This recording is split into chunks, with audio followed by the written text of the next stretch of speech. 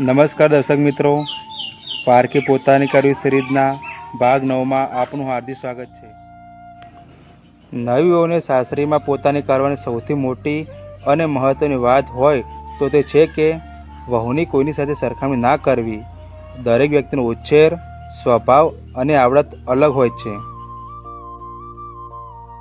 જેમ હાથની પાંચે આંગળીઓ એક સરખી નથી હોતી, તેમ દરેક વ્યક્તિ યુનિક એટલે કે અલગ હોય છે. તેની નબળાઈઓ જોવાને બદલે તેનામાં જે સારા ગુણો છે તેની પ્રશંસા કરવાથી તે પરિવારમાં વહેલી શેર થઈ જાય છે. દરેક પરિવાર આ વાત સ્વીકારે જ છે. બસ ફરક એટલો હોય છે કે ક્યારેક તેની ગણતરી ઉલટા ક્રમમાંથી શરૂ થાય છે. સરખામણી એ તો સંબંધોને ઊંધેની જેમ કોરી ખાય છે. વહુને પરિવારમાં લાવવાનો હેતુ ઘરમાં નવો સભ્ય ઉમેરવાનો છે, કોઈ જૂના સભ્યની ઝેરોક્ષ કોપી બનાવવાનો નથી. વહુ કોઈ હરીફાઈ જીતીને ઘરમાં નથી આવી, તે એક સંબંધ શરૂ કરવા માટે આવી છે. તેને કોઈ ટ્રોફી કે આદર્શ વહુના માપદંડમાં ફિટ કરવાને બદલે તે જેવી છે તેવી સ્વીકારવી એ જ ખરા અર્થમાં પોતાની કરવાની રીત છે. વહુની સરખામણી નણંદ, જેઠાણી કે પાડોશીની વહુ સાથે કરવાથી તેના આત્મવિશ્વાસને મોટો ધક્કો લાગે છે. જ્યારે તેને વારંવાર સાંભળવા મળે છે કે અમારા ઘરમાં તો આવું ચાલતું જ નથી અથવા પેલી વધારે સારી છે, ત્યારે તે પોતાને આ ઘરમાં પારકી સમજે છે.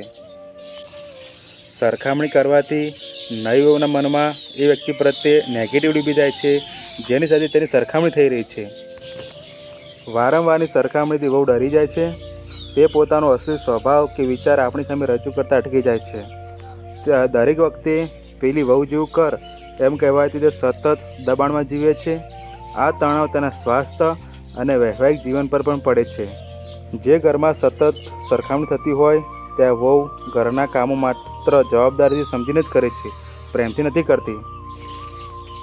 તારા કરતાં તો પેલી સારું બનાવે છે એવું કહેવાને બદલે તો ખૂબ સરસ બનાવે છે, જો આમાં થોડુંક આમ કરીએ તો વધુ મજા આવશે, આ રીતે વાત રજૂ કરીએ. જ્યારે વહુને ઘરમાંથી પરીક્ષા આપવા જેવું વાતાવરણ નહીં પણ પ્રેમનું વાતાવરણ મળશે ત્યારે ખુલ્લા દિલથી ઘરને પોતાનું બનાવી લેશે. જો વહુ ભણેલી હોય કે નોકરી કરવા ઈચ્છતી હોય તો તેની સરખામણી ઘરની અન્ય સ્ત્રીઓ સાથે ન કરીએ, તેની પોતાની ઓળખ બનાવવામાં મદદ કરીએ. અમારા જમાનામાં તો આ વાક્ય નવી પેઢીની વહુઓ સામે વારંવાર બોલવાથી તેમને લાગે છે કે તેમના પ્રયત્નોની કોઈ કિંમત નથી. જો પેલીના ઘરે કેવું સરસ છે, પાડોશ કે સગાવાલાની વહુઓના ઉદાહરણો આપીને ટોણા મારવાનું બંધ કરીએ. મારી દીકરી તો આવી સરખામણી વહુના મનમાં ભેદભાવની ભાવના જગાડે છે. દીકરી અને વહુ બંનેનું સ્થાન અલગ અને આદરણીય છે. આજની નવી વહુઓ આધુનિક હોઈ શકે છે. ઘર ચલાવવાની કે તહેવારો ઉજવવાની તેમની રીત અલગ હોઈ શકે. જૂની પરંપરાઓનો આગ્રહ રાખવાને બદલે તેમના નવા અને સારા વિચારોને પણ ઘરમાં સ્થાન આપીએ. દરેક કામ એકદમ ચોક્કસ અને આપણી જૂની પદ્ધતિ પ્રમાણે થાય એવો આગ્રહ રાખવો એ પણ એક પ્રકારની સરખામણી જ છે.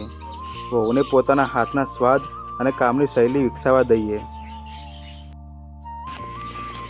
પતિએ ક્યારેય પોતાની માતા સામે પત્નીની કે પત્ની સામે માતાની સરખામણી કે બુરાઈ ન કરવી જોઈએ.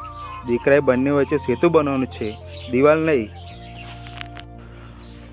ઘરની અન્ય સ્ત્રીઓએ નવી વહુને એક ટીમ મેમ્બર તરીકે સ્વીકારવી જોઈએ.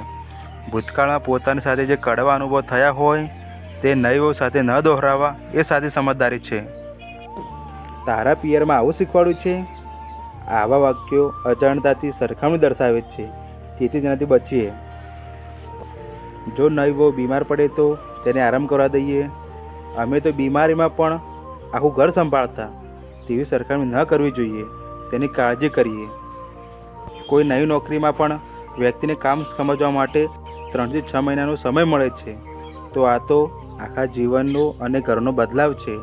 વહુને ઘરની વ્યવસ્થા સમજવા માટે પૂરતો સમય આપીએ.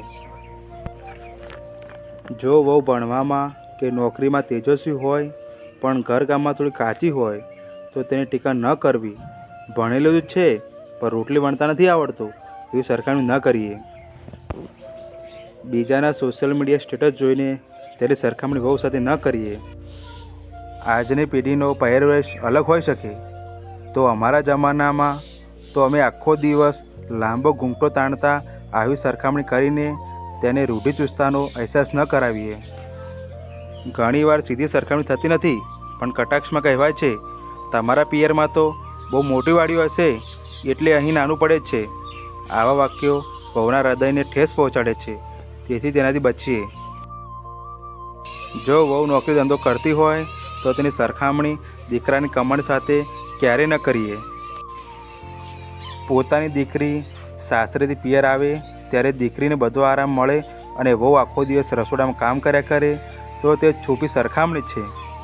દીકરી આવે ત્યારે વહુને પણ તેની સાથે બેસવા દઈએ, વાતો કરવા દઈએ અને બહાર ફરવા જવાની મોકળાશ પણ આપીએ.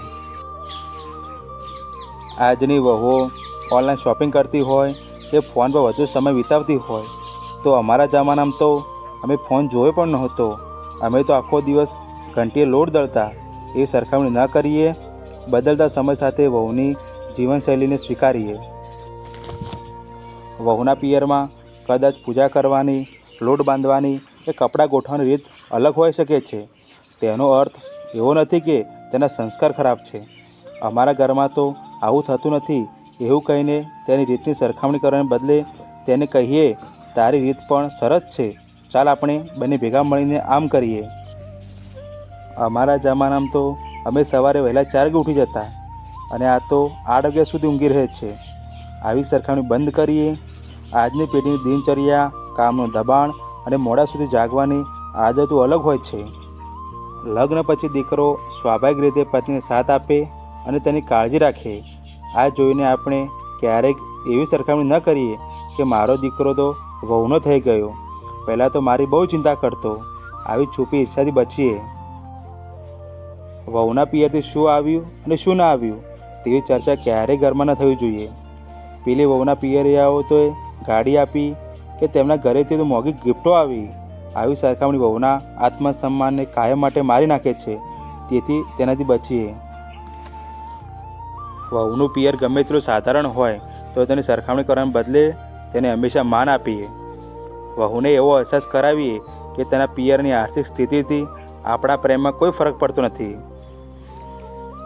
ઘરમાં નવી વહુ પોતાની કોઈ વાત કે નવો વિચાર રજૂ કરે ત્યારે તને હજુ ઘરનો કોઈ અનુભવ નથી, તું ચૂપ રહે તેવું કહીને તેનું અપમાન ન કરીએ. લગ્ન પ્રસંગ કે સામાજિક મેળાવડામાં ઘણીવાર દૂરના સગા કે પાડોશીઓ નવી વહુના દેખાવ, રાંધણકળા કે સ્વભાવ વિશે નકારાત્મક ટિપ્પણી કે સરખામણી કરતા હોય છે. તે સમયે આપણી વહુની ગેરહાજરીમાં કે તેની હાજરીમાં મક્કમતાથી કહીએ કે અમારી વહુ અમારી ઘરની લક્ષ્મી છે, અમને તેના પર ગર્વ છે. ઘરમાં જ્યારે કોઈ ખરીદી થાય, જેવી કે સાડી, દાગીનાની, ત્યારે પોતાની દીકરી અને વહુ વચ્ચે કોઈ છૂપો ભેદભાવ કે સરખામણી ન રાખીએ. વહુને હંમેશા દીકરી જેટલો જ ઉત્તમ દરજ્જો આપીએ. વહુના રંગ, ઊંચાઈ, વજન કે શારીરિક દેખાવની સરખામણી ઘરની અન્ય સ્ત્રીઓ કે દીકરીઓ સાથે ક્યારેય ન કરીએ. જો વહુ બીજા શહેર કે બીજા પ્રદેશની હોય તો તેના બોલવાનો લહેકો કે ભાષાની સરખામણી ન કરીએ. જો શરૂઆતના દિવસોમાં નવી વહુથી કોઈ મોટી ભૂલ થઈ ગઈ હોય તો તેને દર વખતે યાદ કરાવીને વર્તમાન સાથે સરખામણી ન કરીએ. દરેક વ્યક્તિની ઈશ્વર પ્રત્યેની શ્રદ્ધા અને પૂજા કરવાની રીત અલગ હોય છે. પેલી વહુ તો સવારે રોજ 2 કલાક પૂજા કરે છે અને તું કેમ નથી કરતી? આવી સરખામણી કરવાથી તેનો ધર્મ પ્રત્યેનો ભાવ મરી જાય છે. ઇન્ટરનેટની આભાસી દુનિયાથી બચીએ અને ઘરના વાસ્તવિક પ્રેમને મહત્ત્વ આપીએ. આખરે તો પરિવારના સંબંધો કર્મના સિદ્ધાંત મુજબ બંધાયેલા છે. કર્મની લેવડદેવડ પૂરી થતાં કોઈ ઊભું રહેતું નથી. કહેવત છે કે વાઘ ગયા અને ચિત્તા આવ્યા. આ ગટમાળા ચાલ્યા કરવાની છે. તો ચાલો પંખીઓના આ મેળામાં મનખા અવતારનો લાહો લૂંટી લઈએ. આગળનો ભાગ 10 જોવા માટે અમારી ચેનલને આજે સબસ્ક્રાઈબ કરો, લાઈક કરો અને શેર કરો.